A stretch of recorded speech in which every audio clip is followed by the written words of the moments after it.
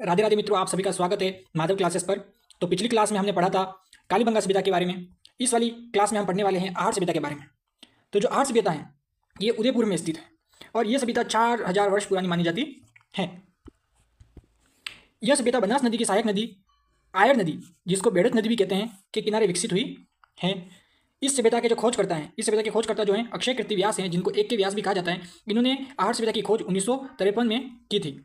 इस सभ्यता का जो उत्खनन कार्य है, ये उत्खनन कार्य रतन चंद्र अग्रवाल के नेतृत्व में हुआ था 1955-56 में। और इसी सभ्यता का व्यापक स्तर पर जो उत्खनन है वो 1961 में एच.डी. सांकलिया और रमेश चंद्र अग्रवाल दोनों ने मिलकर इसका उत्खनन कार्य किया था। इस सभ्यता के कुछ उपनाम भी हैं, जैसे इस सभ्यता को अगाटपुर भी कहा जाता है, मर्तकों का टीला कहा जाता है, अगाट दुर्ग, धूलकोट सभ्यता भी इस सभ्यता को कहा जाता है, क्योंकि आहट में जिस टीले का उत्खनन किया गया था वो धूलकोट था। ठीक है। और ताम्रवती नगरी के नाम से भी जाना जाता है इसको। ताम्रवती नगरी इसलिए जाना जाता है क्योंकि तांबे के उपकरण इसी सभ्यता से प्राप्त हुए थे। और बनास संस्कृति की सभ्यता भी इसको कहा जाता है। आहट सभ्यता जो है वो ताम्रयुगीन सभ्यता का प्राचीन स्थल माना जाता है, इसलिए ताम्रवती नगरी इसको कहा जाता है।